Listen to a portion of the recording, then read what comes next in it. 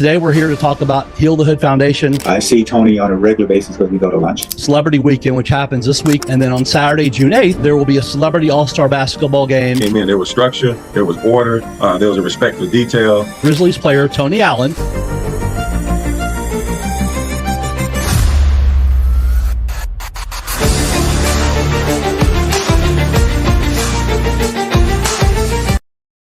Welcome to episode 162 of Think Big with Michael Zellner. Joining me today to talk about a very special event this weekend on June 7th and 8th is Heal the Hood Foundation CEO and founder LaDell Beamon, Coach Kevin Whitted, and Coach Lionel Hollins. I'll tell you first a little bit about LaDell. LaDell was born and raised in Memphis. He was in a single parent home and he was raised by his mother and grandmother. On April 19, 2007, he started Heal the Hood Foundation, and in over 17 years, he has not looked back. He has worked on many projects that have affected many children's lives in a very positive way through anti-social deviance tour known as the Wake Up Tour, which is a 55-minute nonstop edutainment presentation that uses the arts to bring a message of hope and healing. This tour has impacted many lives, and actually over 500,000 kids in the Memphis area that's changed their outlook on what the great things that they can do with their lives. Coach Kevin Whitted is originally from Wilmington, North Carolina, and attended Wilmington's Emsley A. Laney High School. Another somewhat famous basketball player came out of that same school, Michael Jeffrey Jordan. Their jerseys were both retired by the school and they hang next to each other in the rafters. However, Kevin still holds the record at the high school for the all-time leading scorer, and during his career, he surpassed Michael Jordan during his playing years there. He went on to play college basketball at the University of Tennessee and spent 7 years playing professionally for the NBA's Dallas Mavericks, the European League, and the USA Selection European Tour. After his playing career, he coached professionally for 14 years. He started the Kevin Whitted Basketball Services, KWBS, in 2007, and he and his wife, Day, who is originally from Memphis, moved here in 2011. Kevin and Day founded a gym for KWBS in 2021 and offer an amazing year-round player development program across the Mid-South. Coach Lionel Hollins is originally from Arkansas City, Kansas. He played high school at Rancho in North Las Vegas. He started his college career at Dixie State and then transferred to Arizona State. He was the 6th pick of the first round of the NBA draft in 1975, drafted by the Portland Trail Blazers. As a little kid, he doesn't know this, but he broke my heart when, being a Dr. J and Philadelphia 76ers fan, and the Sixers went up 2-0 in the finals, Portland came back along with Coach Hollins, Bill Walton, and the rest of the team and won 4 in a row and ended up winning the NBA championship that year. He played 10 years in the NBA and has spent over 50 years playing and coaching both in college and the NBA during his life. Most recently, he won his 2nd NBA title as an assistant coach with the Los Angeles Lakers in 2020. Many Memphians remember Coach Hollins as the person who truly started the grit and grind era in Memphis when he was hired as the head coach of the Memphis Grizzlies on January 25th, 2009. He moved Mike Conley and Mark Gasol from the bench to the starting lineup, and during that offseason, they got Zach Randolph and Tony Allen acquired, and things took off from there. During his head coaching career in Memphis, Coach Hollins led the Grizzlies to 3 straight playoff appearances, their first playoff win, the first playoff series victory in franchise history, and the best franchise record with a .683 winning percentage. Gentlemen, thanks for joining me today. Thank you for having us. Yes. My pleasure. You know, as much as I would love to talk about basketball with everybody, today's not the day to talk about your basketball lives and everything that you've done. Hopefully we can make that happen on a future podcast sometimes. Today we're here to talk about Heal the Hood Foundation Celebrity Weekend, which happens this weekend, June 7th, with the Kevin Whitted All-Star Youth Basketball Camp. And then on Saturday, June 8th, there will be a Celebrity All-Star Basketball game where former Grizzlies player Tony Allen will be honored with the Heal the Hood Foundation inaugural Heroes of Change Award for his contributions to the Memphis community. However, I do have to let Coach Lionel Hollins know how sorry I was to hear about the passing of his friend and teammate in Portland, Bill Walton, yesterday. I found an old article from the Washington Post from January 18th, 1978, that was titled, "Hollins to Walton, a Standby for Blazers." It said, quote, "The pick and roll is probably the most basic maneuver in basketball, and Bill Walton and Lionel Hollins worked it beautifully for the winning basket in the Portland Trail Blazers' 96-94 victory over the Buffalo Braves Tuesday night," unquote. Coach, what was it like? What was it like to play with Bill, and what do you remember most about him? Well, obviously, it was an amazing experience, being that he was one of the all-time greats, both in college and in the NBA. Unfortunately, injuries didn't allow him to have the longevity in the pros. But a great teammate, a great friend, very loyal, passed the credit around. He never wanted to take credit. I think he was so secure in who he was, and he knew how important his teammates were, and he deflected credit to them more than he talked about what he did. And I think that's a testament to him. And, a really good person. He was off the rails, off the grid in terms of his philosophies and what he believed in. But the root belief is that he believed that, we should help everybody, and we should make sacrifices and make sure that all people are taken care of. And a lot of people forget 85-86 when he was playing with the Boston Celtics. And I still can remember him being a big cheerleader on the bench. He did play a lot that year when they won the title, but he was just a cheerleader for that team and so happy. And, that was toward the end of his career. And I bet he probably made a huge difference in that locker room. For sure. He had a zest for life. He had a zest for the game. He was compassionate, passionate, and he was competitive. I guess you could use all three of those terms. When he came to playing the game, he was compassionate toward his teammates. He was passionate about the game of basketball, and he was very, very competitive when it came to anything that had to do with anything, trivial pursuit, tennis, swimming, volleyball on the beach, bocce ball, whatever Bill was involved in, there was going to be some loud screaming and some hollering when a goal was scored or a win was secured. Yeah, and many Memphians don't like Bill because of the 1973 NCAA championship game when he just destroyed them, especially in that second half. I believe it was 21 of 22 for the game, and just an incredible 44 points in that game, and they just blew out Larry Finch and Larry Keenan on that team in the second half. So there was a lot of hate there for a little while, but I think just like with Mario Chalmers after he came to the Grizzlies, at the first there were the boos, but then after that, the team and the city embraced him, because that's what Memphis is all about. For sure. And, you have to, one thing he taught me, and I'm getting ready to say it, is you have to respect your opponents and their abilities. And when they beat you, you have to congratulate them. Not boo them, but congratulate them, because they earned what they got. They didn't steal anything from you. And so I think it's important that, and even in life, we have to respect people who are doing things that we're doing, and they're doing them on a level that we wish that we could, or they trumped you in some situations. And you just have to respect that and move on. Absolutely. So once again, my condolences from all of us, and Bill Walton, we know you're resting in peace. LaDell, this all started with you and your passion, determination, and desire to make a difference in children's lives. Please share with the audience that might not know a little bit about Heal the Hood Foundation and what you've been able to accomplish in the 17 years or so, please. Yeah, and I'll be brief with it, because I can get real emotional about it. That's because okay. When we first started the organization, it was really about, being able to reach kids where they were. And we were using the arts to do it, so I found out that, the arts, when kids are looking at the arts and different things that is happening that they admire and respect, it can either propel them towards their destiny, or it can push them away from it.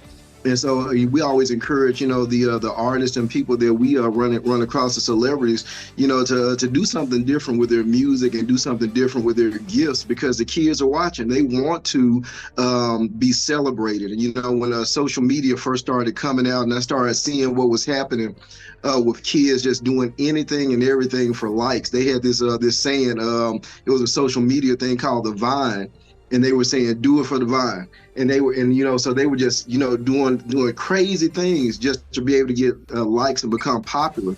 And so what we do as a foundation is, we're, unashamedly, a Christian foundation, because we really like being able to steer young people to a positive focus, and get centered in their lives. And, for me, that's what did it. It was, me being introduced to the arts at an early age, and leaving the inner city where I was and going to creative and performing art schools. And once I did that, something that Bishop Brandon Porter said that I'll never forget, he said, once a person's mind has been expanded, it can no longer be reduced to its former state. And so a lot of our kids, it was about expanding their minds so that they can see something different. And arts is what did that for me. And that's what got me going with seeing kids being transformed. But it was also bittersweet because I saw kids die. I've done interviews on kids' blood stains on the streets. And to some people, when the cameras went off, the media, I'll never forget, the media was doing this interview of one of the kids that had got murdered. And I was standing on his blood stains on the street because they hadn't washed it all up yet.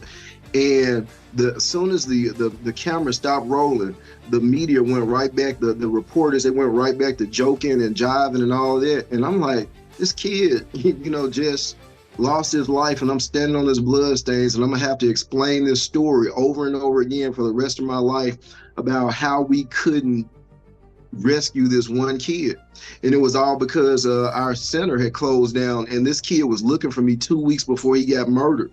And because we lost funding at that time, he had no place to go. And to hear that he ran across one of his friends in Walmart and said, "Where is Mr. Beamon at? Have you seen him?"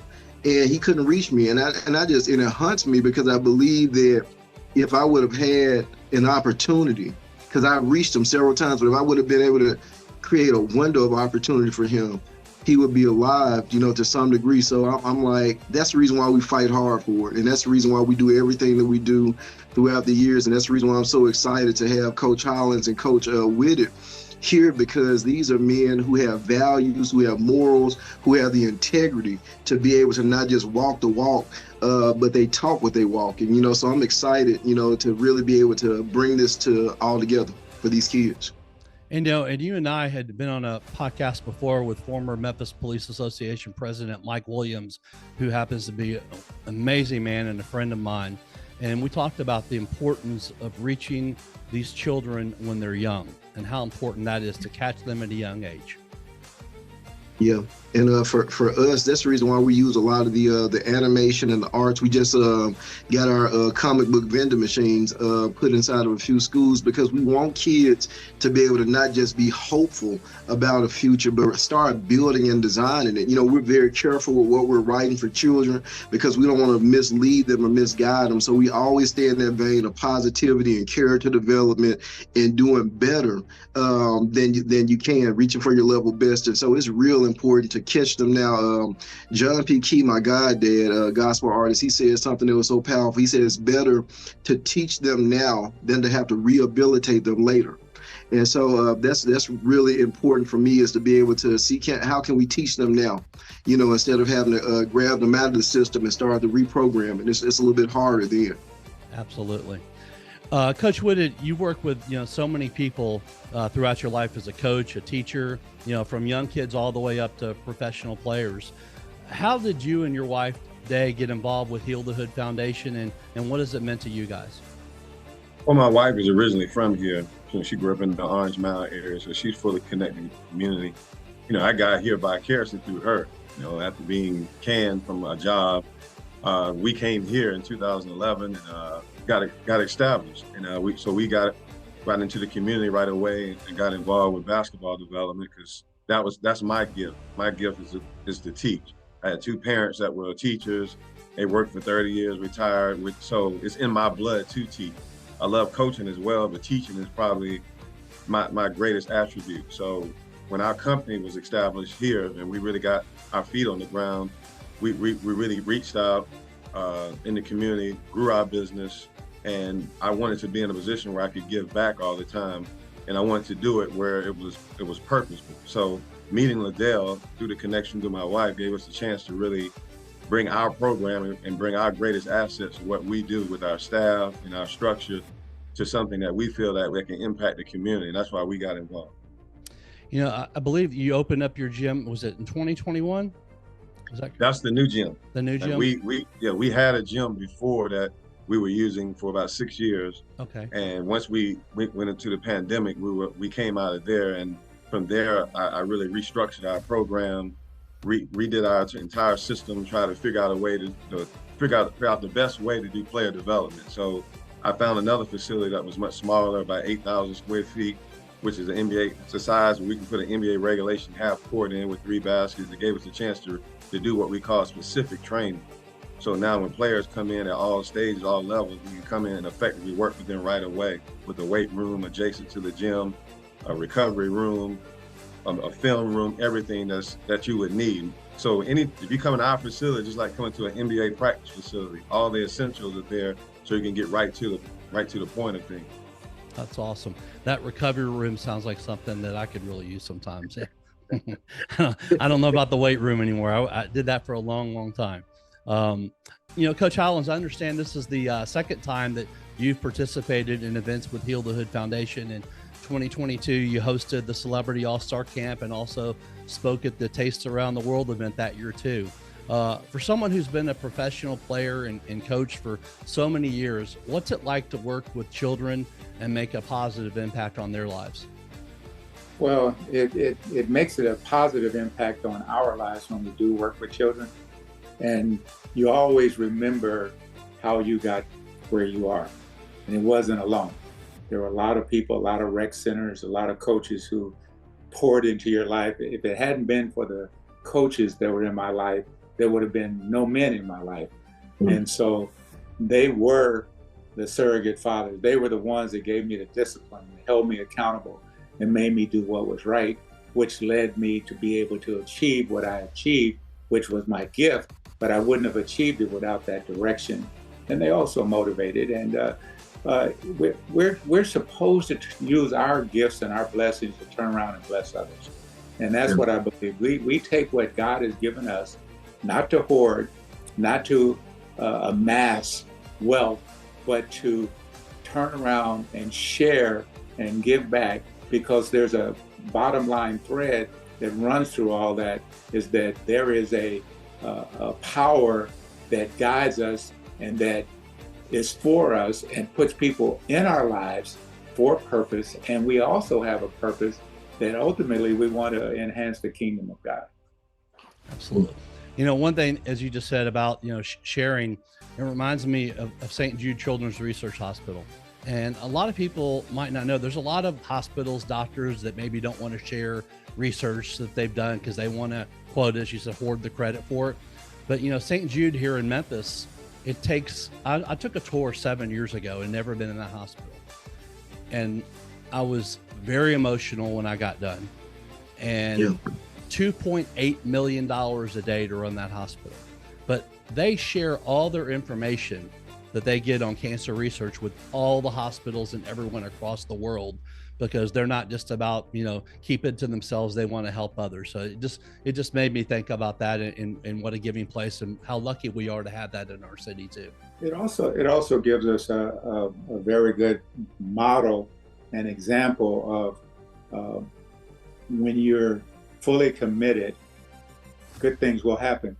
Their average donation, I've been with St. Jude since I've been in Memphis, you know, ambassador and working for them, trying to get players from other cities and coaches to come and visit and be able to donate.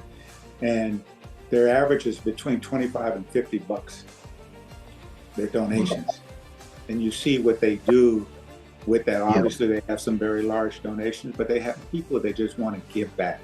Right. And I think that's the important thing to note. That's the important thing that in any grassroots program, is that there have to be people on the ground giving back. You can give to the very large operations out there that are doing things, but the people that are in the fray, in the trenches, they need help, and they're making a bigger impact because they are in the trenches.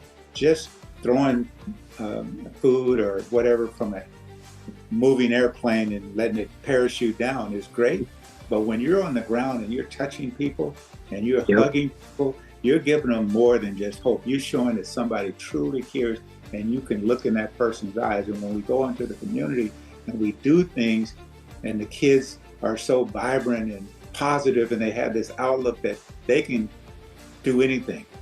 But if there's nobody there to encourage that and show them that they can, and move them past just hope to action, then they're just going to fall by the wayside, and they'll wind up being statistics that are either in the morgue or in jail. And so it's important that we remember that the smallest amount that you give, the smallest amount of time that you can give, all has an impact. Definitely. LaDell, the theme for this year's Celebrity Weekend is, quote, "Don't kill my future," unquote. You said, quote, "This is the first time two mayors in office have met on a Memphis basketball court. Add the grindfather Tony Allen and two phenomenal coaches, and you've got a recipe for success," unquote. Tell us a little bit about what "Don't Kill My Future" means, and how you were able to get both mayors involved, and why you're so excited about this weekend's events. It's a hashtag that we're using called "Don't Kill My Future," and the reason why is because a lot of times people don't realize is that the future actually starts right now. What's going to be happening. When you look at a kid, what's going to be happening with them 5 years from now or 2 years from now down the road. And if we do destructive things to these kids now, we have the longest running positive school tour in the history of Memphis. And when we go to every school, we apologize to every kid on behalf of every adult that's allowed the floodgates to open up to get this contamination into them, because the kids don't own the radio stations or the internet or all the things or the gunsmiths. They're not gunsmiths. They don't own all of this stuff, but the adults do. And so what happens is that if adults are irresponsible, you can literally end up killing the future of these kids by letting things happen to them that we should have been protecting them from for a long time. And so that's the reason why I always look at the scripture where it says, "Suffer little children that come unto him, and forbid them not, for such is the kingdom." And so when you think about things like that, we have a lot of work to do for our kids. Just like the work of St. Jude, what's happening with St. Jude, we have been gifted 7.02 acres of land. And Alsac, who raises a lot of the funds for St. Jude, one of the ladies came and found me, who's actually one of the sisters of Coach Kevin Whitted's wife that's on Leadership Memphis. She came and found me. She said, "Let me bring you to St. Jude because you remind me of Danny Thomas." And she told me Danny Thomas's history and how we're working so hard to build this building. And so the facility, when you look at St. Jude, is for kids that are sick with cancer, but we're dealing with kids that have emotional cancer, social emotional cancer that we really don't want to deal with in the city of Memphis. And that's the reason why crime and violence is so high, because we would rather give kids a treatment and not a cure. And so we've investigated that for a long time. And so "Don't Kill My Future" is about saying we want to give you a cure, and we want to do everything in our power to make sure that your future is bright and it lives. And so when you think about the game, our whole thing was we saw that Mayor Young was doing things with the arts, and that's a part of his campaign. And we saw that he wanted to do something with crime and violence. We saw that Mayor Lee Harris wanted to do the same thing, and they have some synergy there. And Miss Whitted, Coach Kevin Whitted's wife, she was like, "Well, why don't you ever thought about getting the mayors together?" I said, "That's a good idea." So we got the mayors together, and then we had already worked with Coach Whitted, and we had worked with Coach Hollins, and I already knew their passions. And I was like, wait a minute, if we got one coach to coach this team and one coach to coach this team, and we brought all of this together, it's going to be some mayhem going on. And in the midst of it, we were looking for a Grizzly player to honor. And so this whole time, I've been watching the Grizzlies, even when Coach Hollins, that's when I really started paying attention as Coach Hollins was coaching the Grizzlies. And I saw a lot of the community work they were doing. And Tony Allen, you know, back then they were feeding so many, Quincy Poindexter, all those guys were feeding needy families. And I was watching it happen. Zach Randolph, he was feeding kids at Hamilton. And I was watching this. I said, you know what? And I said, we should really be, you know, honoring Tony Allen. And when I brought it up to Preston, Coach Hollins' son-in-law, Preston was like, yeah, Tony Allen's a good person. And so that's how all of this led to this moment where all these amazing people are in one building for one cause. And the only thing I feel bad about is that somebody's going to win and somebody's going to lose. I'm like, but these my guys, so I can't, you know, so like, I'm just going to watch from the sideline and pray for them both. We're going to win. I mean, we're all winning. That's the thing. By being a part of it, that's really the real win of it. You know, LaDell, I listen to you, I listen to Coach Hollins, and it brings me back to, you know, a teaching that my pastor gave us years ago that I still keep up in our gym, you know, the 8 steps to the life that you want. Everything that you guys talked about resemble those 8 steps. And the first thing we have to do as educators, teachers, OGs, we have to bring words of affirmation. That's the first step. Word of God, words that affirm people. That transforms the way people think, and how you think will affect the way you feel, which deals with your emotions.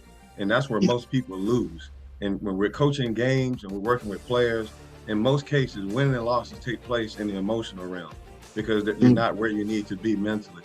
So our job is to give them the word, which will produce the way they think, which will trigger their emotions. Now they can make decisions. Those decisions cause actions that produce habits that define your character and bring you to your destination. Wow. So our destination, we're winning, but what we have to do is provide things through our character, and they have to see our habits and the actions that we take that comes from the decisions that we make. Yeah. And the decision 9 times out of 10 comes in the way how we feel about ourselves, which came from a way of thinking that was produced by words. So if we keep those 8 steps in front, I think we'll be successful going forward. And this won't just be an event, it'll be a movement. And bringing all the people involved, like the mayors, us, we have a number of voices now that can amplify the same thing, which now creates momentum. Definitely.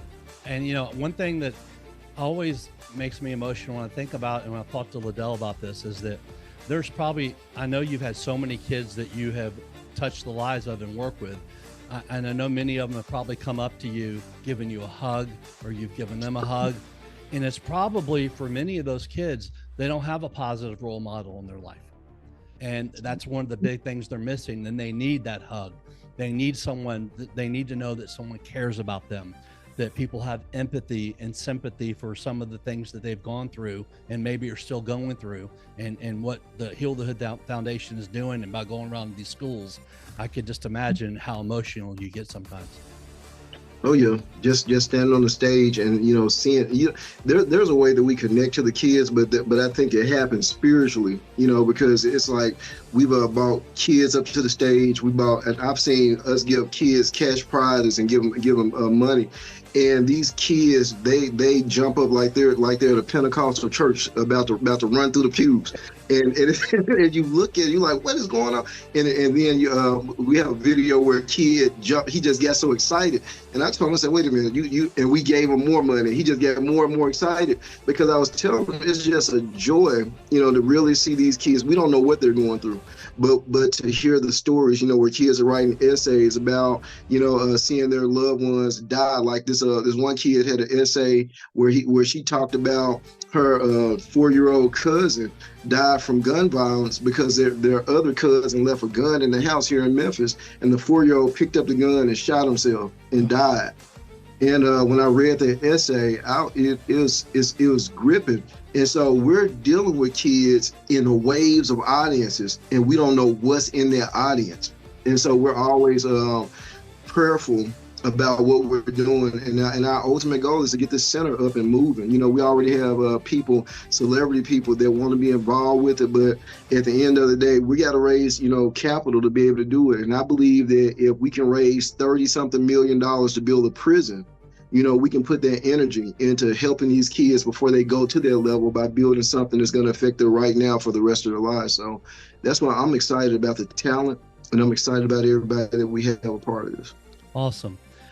Coach Whitted, first of all, I'll tell you, Day is a energetic, smart, beautiful fireball. And I love her energy when we're in meetings and being around her, because she is a pleasure. She's like me, and she's just always on top of things. So that's wonderful to be around. So y'all are very blessed to have each other. I would love for you, if you would, to tell us about the Kevin Whitted All-Star Basketball Camp this Friday at Kirby High School, and what you're going to be doing with the kids who attend, please. Well, the camp is designed for us to get in immediately and, put the kids through what we call a life and what happens when you're a basketball player. But at the same time, you want to keep it fun. So we want to make sure that we have a host of coaches there, which will be there from our staff to work on certain aspects of the game that we feel that are important, that all kids at all levels need to focus on: the footwork, handout coordination, ball handling, shooting, and also the biggest component, listening. So it's something that we have to become really good at and the things, if you're starting at a young age and you're teaching kids how to listen, that's important. The other things will just fall in place. We'll make sure that those things are in place. But listening is the focal point that we want to really focus on in that camp, because they're going to have a lot to say to us. We want to make sure that it's an interactive camp where we're not just doing all the talk. They have a chance to talk to us, but at the same time, we're giving a level of instruction that keeps everyone engaged in everything that's important to the game of basketball. I saw you talked about how your parents were both teachers for 30 years. I just saw where there's a teacher who just quit and retired because they could not get these kids away from using their smartphones in class. And they, the school's like, no, you can't take them at the door. And they couldn't get them away from them. So I want to ask you, at this camp, because you want people to listen, are y'all going to be able to make sure that those cell phones are put away or on silent? Because, that's important, because they want to have them in their hand all the time. Well, because I'm a parent, I'm a part of I'm dealing with that generation, sure. Constantly, having two daughters in the house. Well, I've raised, one's grown, one's really affected and engrossed in this social media age and technology. So we have to learn different ways to communicate to them. So we have to learn how to use our phones. So I tell people all the time, get familiar with the technology that they're using so you can use it effectively with them, because sometimes you have to use that to get their attention, and you have to be a part of it. So if you're doing that part, they will at least give you one ear.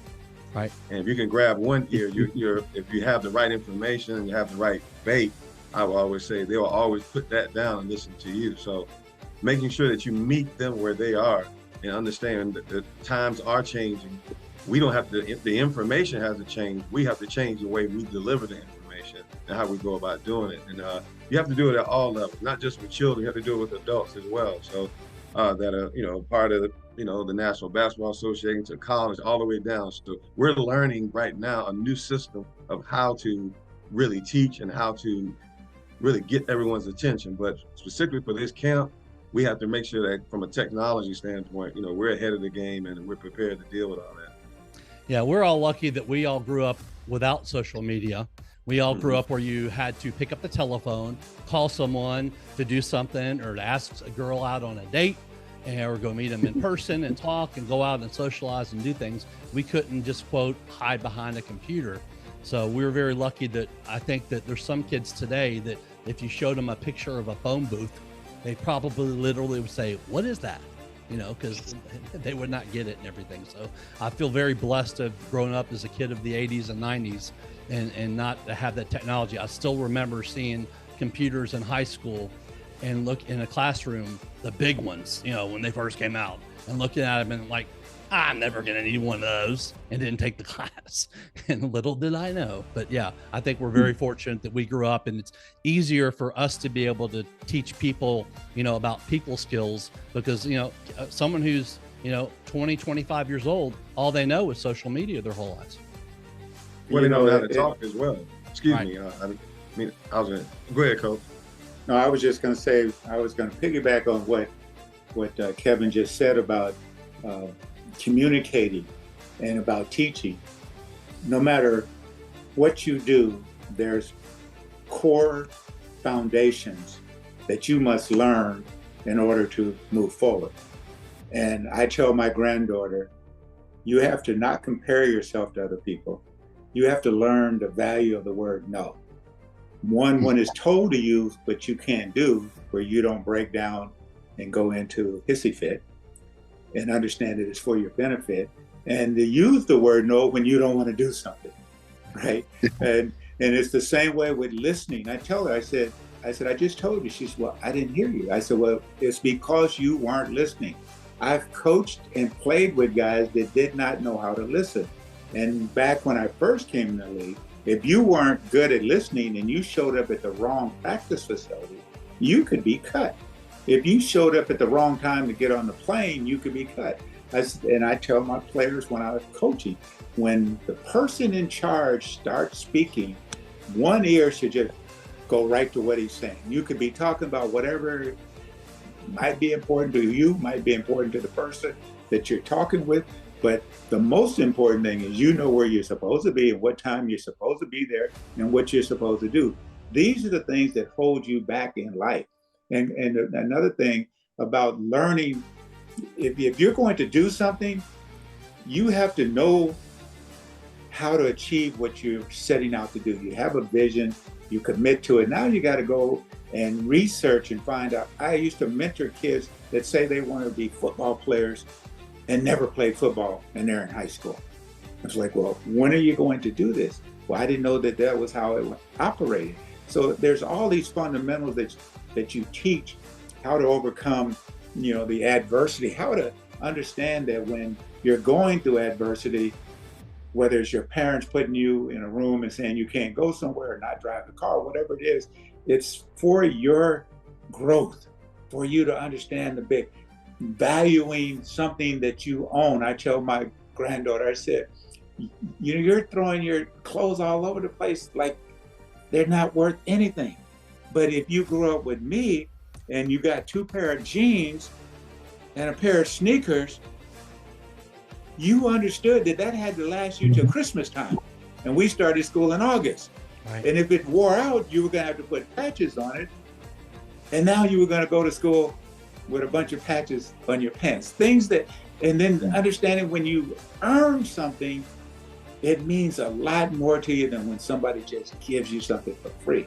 And I think that's what we're losing in that value in our society, because we want to just give to make people feel good, but it doesn't help them grow and understand how important the journey of fighting for something and achieving that goal is when you accomplish it. And those are the things that, Kevin's got daughters, I got kids, they're all grown, but they've heard it.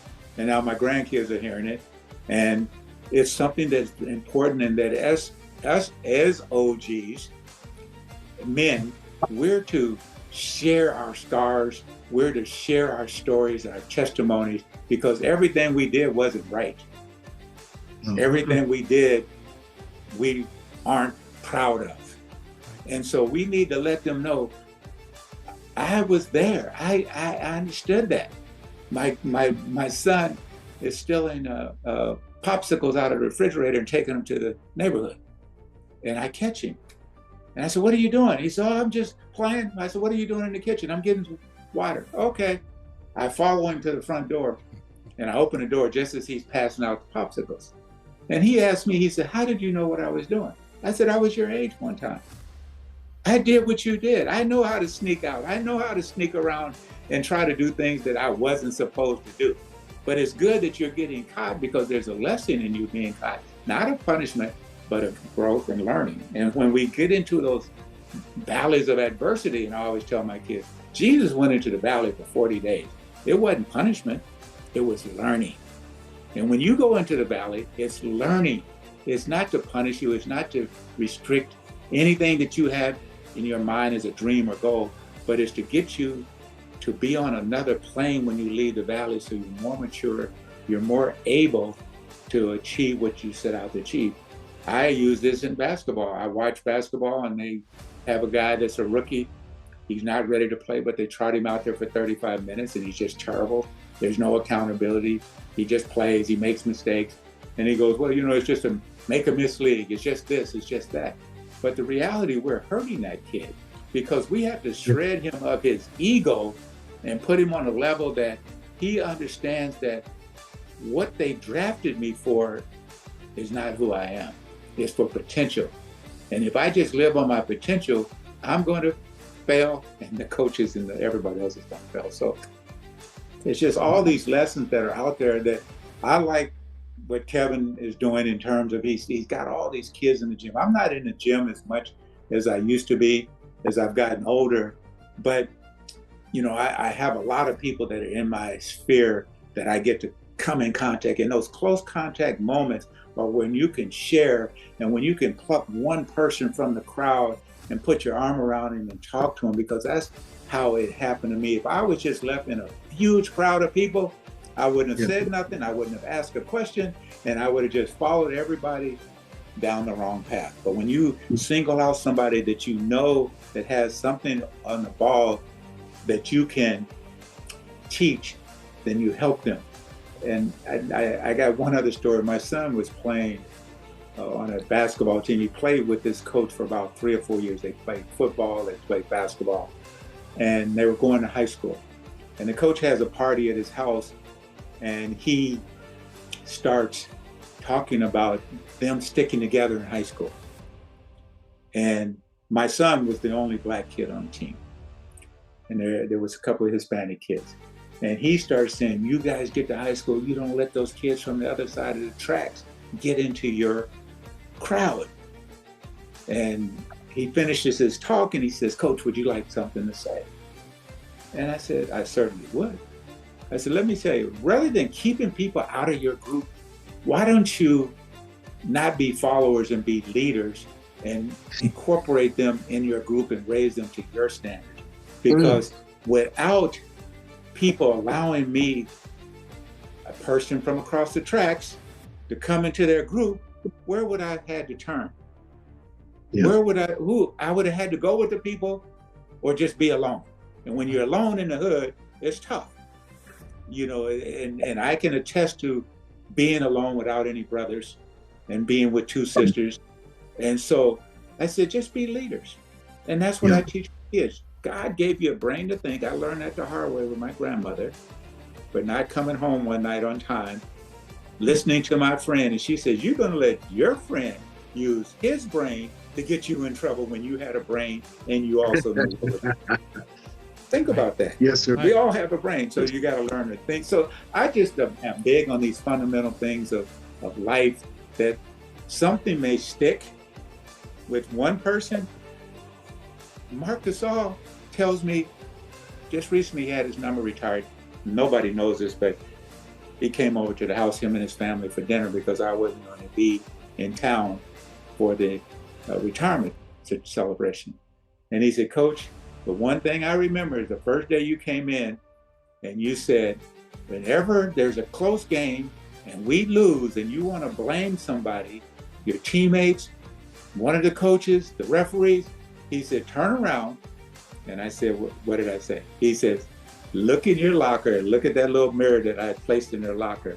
And he said, look at yourself. That's the first person you should blame. He remembers that to this day. And he says he abides by this. So, because we all don't want to appear to be failures or make mistakes.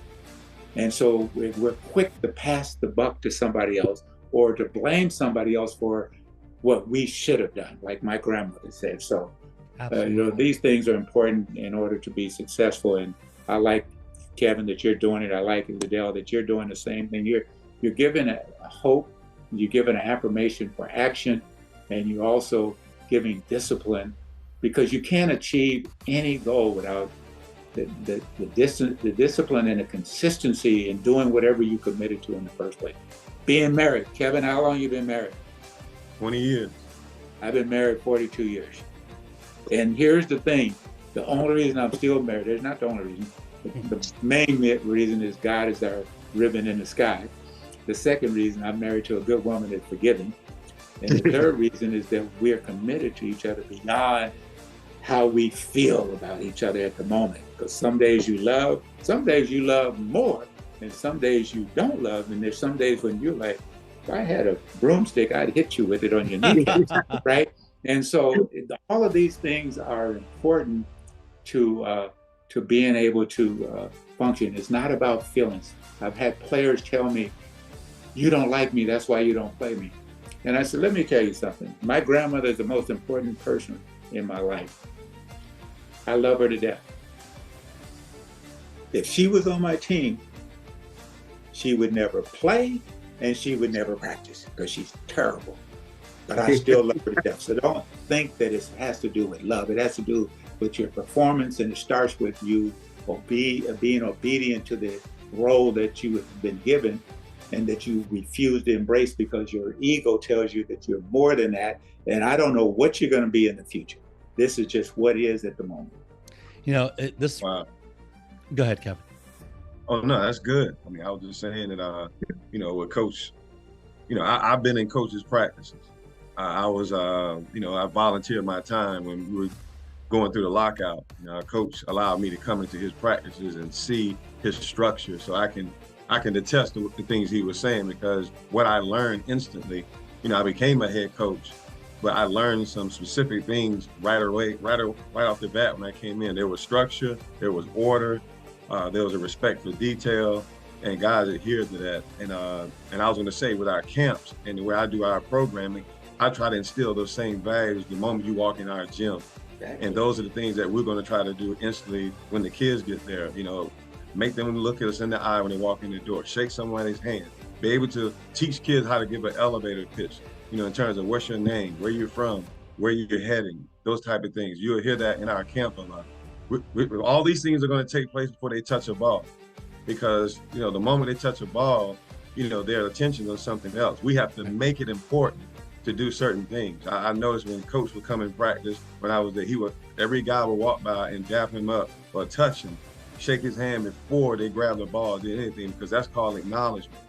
So, you know, teaching young people how to acknowledge people when you come in the gym, those, especially people in the authority, it also makes you respect others that are in the gym with you. So these are just small things, but they're huge when it comes to life lessons and being successful. Yeah, the little things make the big things happen, you know, and it reminded me when Coach Hollins was talking about being on time. I was very blessed to have parents that were married for 48 years before my father passed away in 2013. He was a podiatrist here in Memphis for 45 years. His patients loved him because he was genuine and they knew that he cared about them. And that, thankfully, I got that, because you can't just all of a sudden wake up and say, you know what, I'm going to start caring about people, or I'm going to grow a conscience. It just doesn't happen that way. You either have it or you don't. And I remember as a kid, I didn't appreciate it, but you know, we were upper middle income, but we weren't rich. And my dad drove just a regular car. And I used to ask my father, well, Dad, you can afford a nicer car. Why don't you have a nicer car? He goes, Michael, a car gets me back and forth to work. I don't give a, you know what I drive or what people think about it. So I remember having a curfew of midnight, you know, in high school.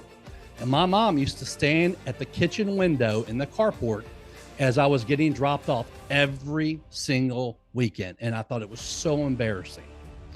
And I look back on that now, and I'm thankful, so thankful to God that I had parents that did things like that, because nothing good happens after that time. And a lot of those friends that I used to hang out with were drinking and doing drugs and smoking pot, things thankfully I never got into. And, but I was embarrassed by it at the time, but I'm very thankful that I have that now. And when I got a car when I was 16, it was a hand-me-down from my grandmother, a 78 Plymouth Salon. It was a huge boat, and I complained about it because I was like, oh, this car's ugly. My dad goes, do you want a car? Most of your friends don't have a car. Be lucky. You got a car. Don't complain. So once again, I was a little bit spoiled as a kid, but as I got older, and especially now, I really appreciate those lessons that I was taught. Very much so. Amazing. You know, Coach Hollins, one thing that I'll say, you know, that LaDell talked about is that he didn't really start paying attention to the Grizzlies until you got there. And there's a big reason for that. You know, they had a couple winning seasons back when Hubie was coaching, but they weren't consistently good until you got there and started coaching. And in my opinion, and many people I know's opinion, you did not get as much credit as you deserve for what you did. when you go to a Grizzlies game, people of all different races, religions, and everything are clapping and cheering and having fun. No one's discussing anything negative. They're high-fiving, they're hugging each other. It's just such a wonderful time. The atmosphere is just amazing. And I know that, you remember looking back on those times. I'm sure that many of your memories have to be really good working with, the core four that you had. But talking about Tony Allen, you had the chance to, coach him for several years. What makes Tony so special, both on and off the court? His passion. That's first and foremost. Sometimes it can be a positive and sometimes it can be a negative. But it's his passion. He cares. And when he cares, you better watch out. You better be on his good side. And, when he played, he would get upset at teammates if they didn't have the same passion he had, which is part of leadership. Sure. If sometimes he would be out of position and nobody helps him, and then he would get mad. And I would say, Tony, nobody knows where you're supposed to be. You're all over the place. If you make the play, it's great, but if you don't make the play, nobody knows that you're not going to be in your right position. So you have to have a little more discipline. But Tony is a person that I still am involved with.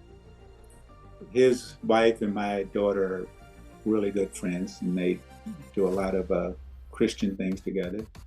And so I see her and I see his two boys.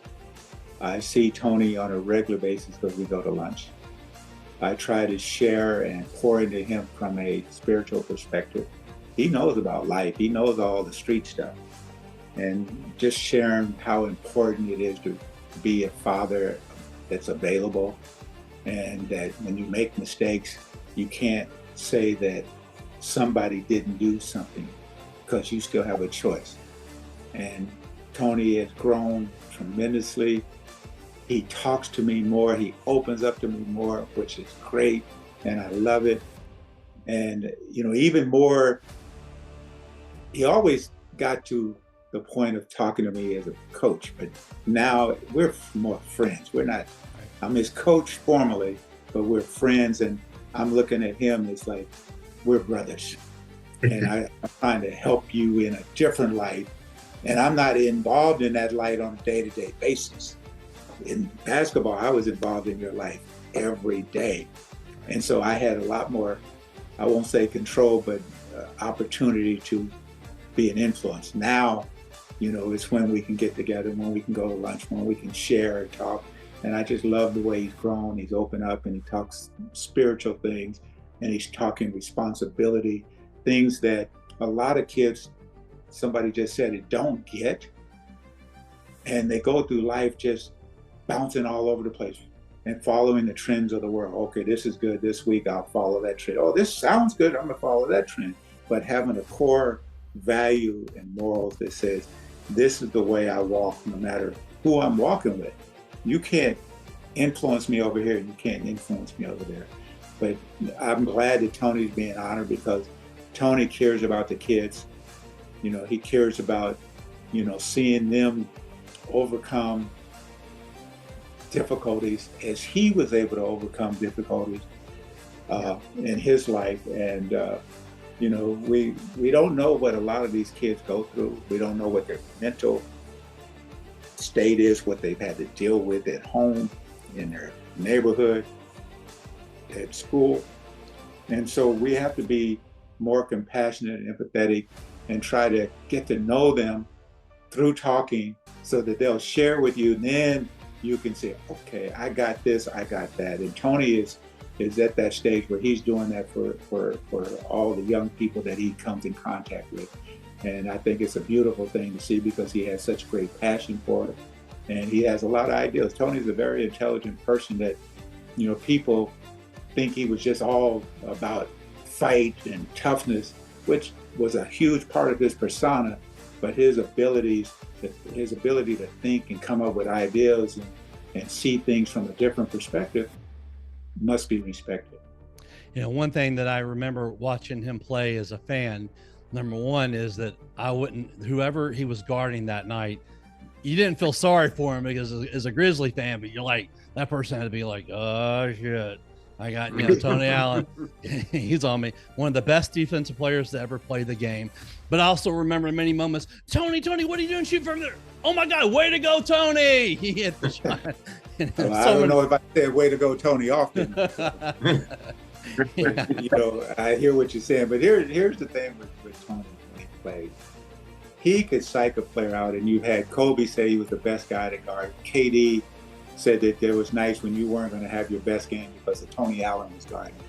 Eric Gordon, used to hate when Tony was guarding him. And he was just relentless, passionate, relentless, focused. I mean, Tony could focus on what he was doing with that one player, and he would start taking things away. He'd see what they were doing offensively. And then at halftime, he'd run in the locker room, turn the video on, and point out things before I could even get to the locker room, to other players. And he got them to get more involved in watching video and understanding the nuances of the game rather than just running up and down and playing. And some nights you win and some nights you lose, versus having a strategy that you develop to win every night. LaDell, if you would, please give us just a quick breakdown of this weekend's events with the times and locations and where people can register for the celebrity basketball camp and also purchase tickets for the celebrity game. Well, most definitely can do it at hthmemphis.org. That's where you can. That's the home for everything. hthmemphis.org. You can most definitely check out the basketball camp June 7th. It'd be cool if Coach Hollins can stop by too. They have two coaches. The tale of two coaches. But most definitely it's going to be at Kirby High School, and I believe it's going to be 9 o'clock. But we'll be there early setting up. But most definitely it's from 9 to, is it 2 or 3, Coach Whitted? I think it's 2. 2, yeah. I think, 2. Yeah, 2. So from 9 to 2 is going to be a great lunches provided, great wholesome words, messages provided, and it's going to be a lot of good stuff. I know Ja Morant's daughter popped in there last year, so she was on the court running around, and so that was really cool. And we're going to open the doors the next day, June the 8th at 1:30 at Ridgeway High School, because that's going to give everybody an opportunity to get in there, because it's going to be really, really crowded, because you got 2 premier coaches that's going to be coaching these teams. You got both mayors that's going to be there. A lot of people are coming out, and it's really about, they're coming to see, the camaraderie, but I really believe it's just a blanket of having so many amazing people covering this city. And so we're going to start off with prayer. There's going to be something a little bit different. We're going to start everything off with prayer, and then from there, the festivities and the fireworks are about to jump off. So food trucks, vendors, all this stuff, but it's going to be a real exciting game. The players are already talking, and they're like, we can't lose. So you've been hearing all these players talking. So I'm just interested to see what's going to happen with the coaches. That'll be awesome. There won't be any fighting or anything. We're going to be civil, but we're going to compete. Oh, yes. I can guarantee you that. And the host for this weekend's event is Memphis Wrestling's Dustin Starr, who is phenomenal on the microphone. We have obviously Team City versus Team County. Anybody have any predictions? One team's going to win, one team's going to lose. Good answer, Coach. Coach already started. Yeah, Man, there you go. Right. I'd like to thank the sponsors for Think Big with Michael Zellner podcast, Buckley's Grill and Sleepy Z's Masonry. Buckley's Grill is a hidden gem for those seeking a fantastic dining experience in Memphis. It's locally owned by Jeff Fiorinelli and Ken Dick. They've been here for over 30 years in Memphis. It's right at the corner of Poplar and the State. They specialize in amazing fillets. They have the best cream spinach in the world. When you walk in the door, you're treated by a friendly staff. You're greeted by people that wait on you and take really good care of you. So if you've never been there, you definitely got to go check them out. And Sleepy Z's Masonry services the entire Memphis and Mid-South area, including West Tennessee, North Mississippi, and Eastern Arkansas. They're a member of the Better Business Bureau of the Mid-South, the West Tennessee Home Builders Association, and the Mason Contractors Association of America. Whether you need brickwork, stone, cinder block, or concrete, Sleepy Z's Masonry can take care of all your needs, from replacing just one brick to putting brick all over your house or stone all over your house. Sleepy Z's Masonry, you'll rest easy while we're on the job. Folks, this should be a great weekend for all with the theme, don't kill my future, or more than just words to us. We know the weekend is everything else the Heal the Hood Foundation is doing is going to change the course for so many of our youth in Memphis and the Mid-South that we can't wait to see everybody out at the camp and at the game. I'd like to thank LaDell, Coach Whitted, and Coach Hollins for coming on the podcast today to talk about and be a part of. I'm really excited to be a part of this event. I as a former Ridgeway Roadrunner and having played on that court in gym only, I spent a lot of time shooting air balls on that court. So it'll be good to go back there and just enjoy it, and I have to worry about gym class and seeing kids have a lot of fun. So, gentlemen, thank you guys so much for coming on today. Thank you. All right. See everybody this weekend. Thank you guys. All right. Have a good one. You too. Take care. Are we Thank you guys, Coach. Are we off the air?